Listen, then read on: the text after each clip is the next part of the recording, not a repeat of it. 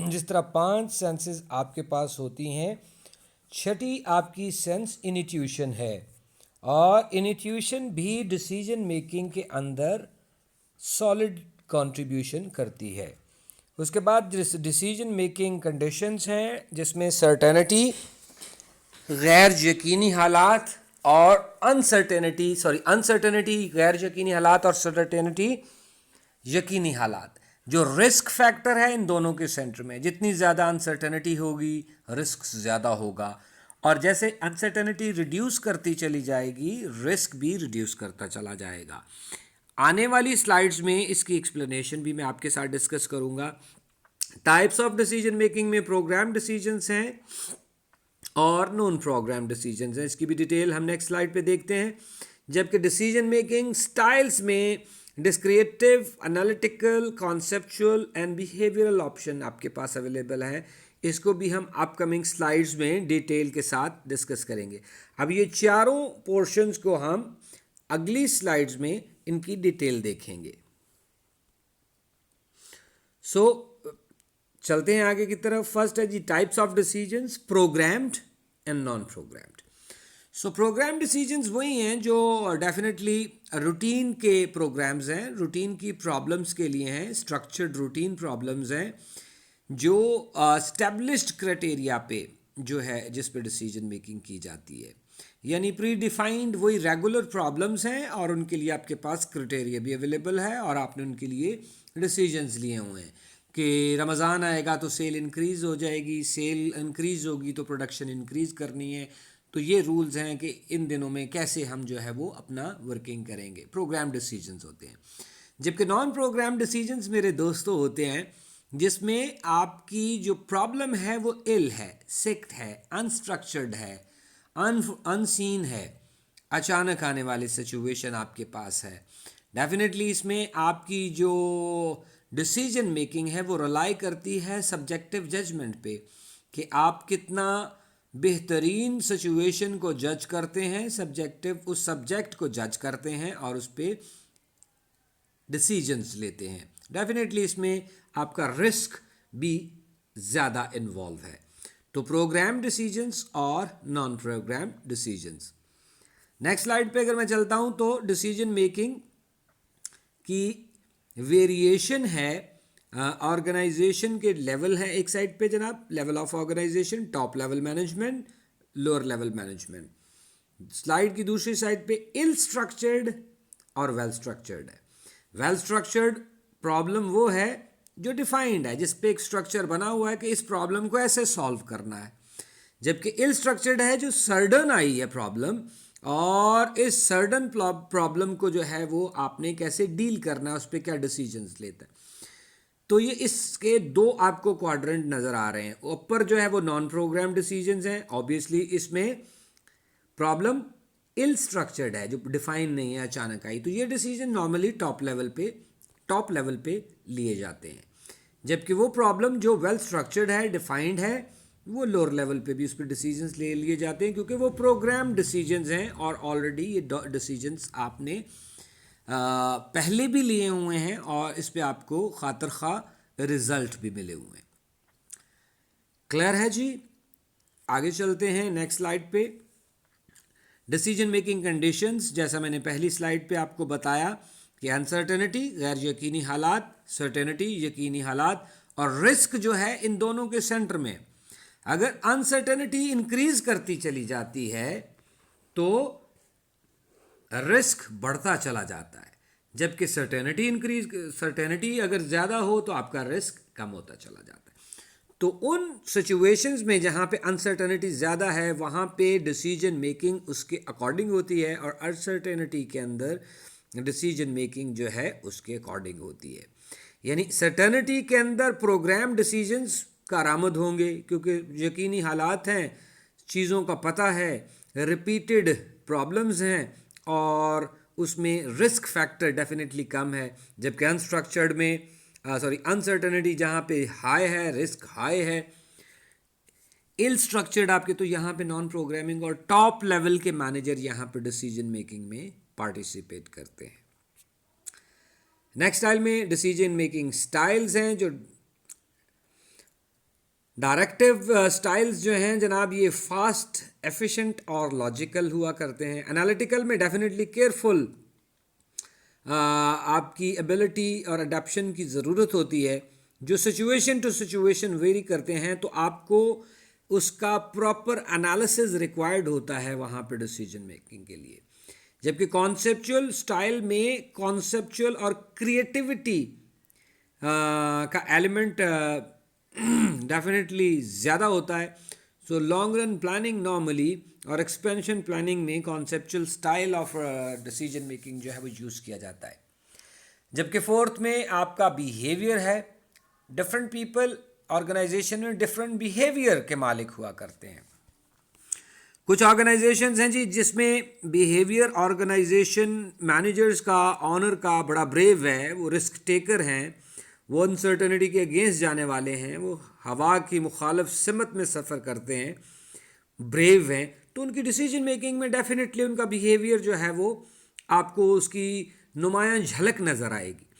जबकि वो इंडिविजुअल, वो बिजनेसमैन जो ब्रेव नहीं है, जो दूरंदेश नहीं है, जो बड़े सेंसिटिवली चलते हैं, जो सिर्फ प्रोग्राम डिसीजंस पे जाते हैं, वो ज़्यादा रिस्क टेकर नहीं है, तो उनके डिसीजन मेकिंग में डेफिनेटली उनका बिहेवियर जो है वो पार्टिसिपेट करता है। नेक्स्ट स्लाइड पे चलते हैं जी। Cultural dimensions of decision making. Culture एक इम्पॉर्टेंट एरिया होता है। जिस तरह भी मैंने आपको कहा कि बहुत अच्छे ऑर्गेनाइजेशन में जिसमें लोग बहादुर हैं, ब्रेव हैं, रिस्क टेकर हैं, तो वहाँ पे कल्चर भी डेफिनेटली डिफरेंट होता है ऑर्गेनाइजेशन का। कुछ ऑर्गेनाइजेशन में इंडिविजुअलिज्म की बात होती है, जो इंडिविजुअल्स हैं वही final decision making, centralised decision making, जिस तरह मैंने आपको पहले बताया था। और कलेक्टिविज्म में डिसेंट्रलाइजेशन है कि डिसीजन मेकिंग के अंदर बहुत सारे लोगों का, मैनेजर्स का व्यू लिया जाता है, प्लानिंग में भी और डिसीजन मेकिंग में भी। इसमें पावर डिस्ट्रीब्यूशन होती है, टॉलरेंस टू अनसर्टेनिटी और रिस्क होती है डेफिनेटली जब बहुत सारे लोग कंट्रीब्यूट करते हैं, और परसेप्शंस ऑफ एक्सेप्टेबिलिटी और नॉन डिज़ायरेबिलिटी ऑफ आउटकम को भी फेस करने की करज जो है वो ऑब्वियसली आपको जनरेट करके उसका कल्चर ऑर्गेनाइजेशन में डेवलप करने की ज़रूरत हुआ करती है। नेक्स्ट स्लाइड पे चलते हैं जी। डिसीजन मेकिंग का classical model of decision making है। जिस तरह मैंने प्लानिंग का प्रोसेस लास्ट लेक्चर में आपके साथ डिस्कस किया था, इसी तरह डिसीजन मेकिंग का क्लासिकल मॉडल भी कुछ फेजेस पे के साथ चलता है। इसका भी पहला फेज यहीं पे है, आइडेंटिफाई प्रॉब्लम। प्रॉब्लम आइडेंटिफाई हो गई तो उसके अगेंस्ट आपने डिसीजन मेकिंग का क्राइटेरिया एस्टैब्लिश करना है। अब डिफरेंट ऑर्गेनाइजेशन में डिसीजन मेकिंग क्राइटेरिया डिफरेंट होगा और उसके अगेंस्ट आपने allocate weight to this criteria. अब किसी का जिसका जो क्राइटेरिया है वो उसी के अकॉर्डिंग वेट अलॉट करता है। मिसाल के तौर पे एक कंपनी कंप्यूटर परचेज कर रही है अपने मार्केटिंग डिपार्टमेंट के लिए, तो वो डिफरेंट उसके जो फीचर्स हैं कि उसकी विजिबिलिटी अच्छी होनी चाहिए, उसका डिस्प्ले अच्छा होना चाहिए, उसकी मेमोरी बेहतरीन होनी चाहिए। जबकि दूसरी ऑर्गेनाइजेशन जो आईटी डिपार्टमेंट के लिए, सॉफ्टवेयर में डेवलपमेंट डिपार्टमेंट के लिए, तो वो डिफरेंट उस पर उसकी फीचर्स को रिक्वायर करेगी। तो वो मे भी डिस्प्ले को इतना वेट ना दे जितना उसके टेक्निकल इंफ्रास्ट्रक्चर को वेट दे। तो क्राइटेरिया डेवलप करने के बाद जो डिफरेंट उसके फीचर्स हैं उनको वेट अलॉट करना डिसीजन मेकिंग प्रोसेस का थर्ड स्टेप है। फोर्थ स्टेप में अल्टरनेटिव्स की जनरेशन है कि ऑप्शंस कितने अवेलेबल हैं। कंप्यूटर खरीदने हैं तो कौन कौन सी कंपनियां हैं जनाब, एप्पल है, डेल है, या और कितने ऑप्शन हैं, सोनियो है, स्नैरियो है, एक्स है। जितने भी अवेलेबल ऑल्टरनेटिव्स हैं, ऑप्शंस हैं, ये फोर्थ फेज में इस पे उनको जनरेट किया जाता है। फिर उसको इवेलुएट किया जाता है कि कौन सा बेहतरीन ऑप्शन है जो हमारे क्राइटेरिया और हमारी रिक्वायरमेंट के अकॉर्डिंग है, और फिर उसमें से सिलेक्शन होती है फाइनल क्राइटेरिया की और फिर उसकी implementation. So this is how this decision making model, classical model works. Next slide पे चलते हैं जनाब। Assessment assumptions of classical model. Classical model का जो मैंने जिक्र किया तो डेफिनेटली यहाँ पे प्रॉब्लम्स क्लियर हैं, ऑब्जेक्टिव्स क्लियर हैं, लोग एग्री हैं क्राइटेरिया पे भी, और वेट जो अलॉट किए गए हैं डिफरेंट फीचर्स को उस पर एग्रीड हैं। ऑल्टरनेटिव्स अवेलेबल ऑप्शंस भी नोन हैं, छुपे हुए नहीं हैं। कॉन्सिक्वेंसेस भी जो हैं वो अवेयर हैं, पीपल उससे एंटिसिपेटेड हैं। और डिसीजन मेकिंग रैशनल बेसिस पे हो रही है, प्रोग्राम डिसीजन मेकिंग हो रही है। तो आपके रैशनल मॉडल में यही कुछ अजम्पशंस चलती हैं। अब types of factors influencing the decision making, तो दो तरह के डिसीजन मेकिंग यहाँ पे एरियाज हैं। कुछ क्वांटिटेटिव डिसीजंस होते हैं जिसमें क्वांटिटी इन्वॉल्व होती है, जबकि कुछ क्वालिटेटिव डिसीजंस होते हैं जिसमें क्वालिटेटिव फैक्टर्स की इवैल्यूएशन की जाती है। तो जब ऑर्गेनाइजेशन क्वांटिटेटिव डिसीजंस लेती है दोस्तों, तो वो कैलकुलेशंस कुछ जो है वो फैक्टर, कैलकुलेटेड फैक्टर्स जो हैं वो इन्फ्लुएंस कर रहे होते हैं, जिसको मद्देनज़र रखते हुए डिसीजन मेकिंग की जाती है।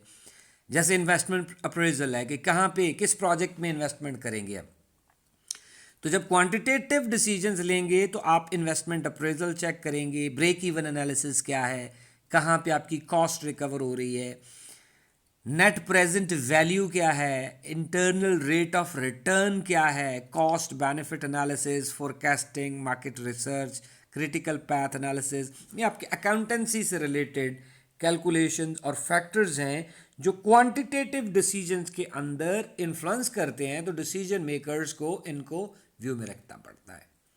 जबकि क्वालिटेटिव डिसीजंस में सीआरएस, स्वॉट analysis, HRM, PESTS analysis, political, economical, social, technological analysis, alignment of mission, effect of image, effect on brand, इन चीज़ों को, इन फैक्टर्स को अपनी डिसीजन मेकिंग के टाइम इन व्यू रखना ऑर्गेनाइजेशंस के लिए, मैनेजर्स के लिए इम्पॉर्टेंट हुआ करता है। नेक्स्ट स्लाइड पे चलता है जी। How effective decision will a decision be, तो आपका जो डिसीजन है वो कितना इफेक्टिव होगा, इसमें दो तीन चीज़ें बड़ी इम्पॉर्टेंट हैं। पहली चीज़ डिसीजन मेकर की करैक्टरिस्टिक्स हैं कि उसके पास नॉलेज कितना है, उसकी एबिलिटी क्या है, उसका मोटिवेशनल लेवल क्या है। तो साथ ही साथ प्रॉब्लम करैक्टरिस्टिक्स भी हैं कि आपकी जो प्रॉब्लम है वो कितनी अनफेमिलियर है, कितनी एम्बिगुअस है, मुश्किल कम्प्लेक्सिटी है उसमें, कितनी इनस्टेबल, कितना क्रिटिकल है आपका प्रॉब्लम। ये भी इस पे भी डिपेंड करती है आपकी डिसीजन मेकिंग की एफिशिएंसी। तो जहाँ पे एक तरफ प्रॉब्लम्स को सामने रख के हमने क्वालिटीज़ देखनी है डिसीजन मेकिंग की, साथ ही साथ इन्वायरमेंट जो है वो भी कंट्रीब्यूट करता है आपकी इफेक्टिवनेस को इम्प्रूव करने के लिए, जिसमें significance, accountability, time and monetary constraints, invertibility, ये सारे के सारे इन्वायरमेंटल फैक्टर भी जो हैं वो कंट्रीब्यूट कर रहे होते हैं आपकी डिसीजन मेकिंग की एफिशिएंसी को। ओके जी, आगे की तरफ चलते हैं। अब ग्रुप डिसीजन मेकिंग के कुछ एडवांटेजेस हैं और कुछ डिसएडवांटेजेस हैं। इसी तरह सारे ऑप्शंस जो अवेलेबल हैं सबके कुछ एडवांटेजेस हुआ करते हैं, कुछ डिसएडवांटेजेस हुआ करते हैं। ये लास्ट 2 स्लाइड्स हैं एडवांटेजेस और डिसएडवांटेजेस की। इसको मैं उम्मीद करूंगा कि आप खुद देखेंगे और मुझसे अगर कुछ समझ ना आए किसी पॉइंट पे तो आप लोग क्वेश्चन उसमें पूछेंगे। कल हमारी क्लास है, तो हम गूगल मीट पे जब अपनी मीटिंग करेंगे तो मैं उम्मीद करूंगा कि लेक्चर सुनने के बाद आप लोग अगर कोई प्रॉब्लम्स हैं तो आप मेरे साथ डिस्कस करेंगे। Thank you very much. This is the end of this chapter, the planning and decision making. I hope it's clear. If you have any problem, you people are most welcome in class.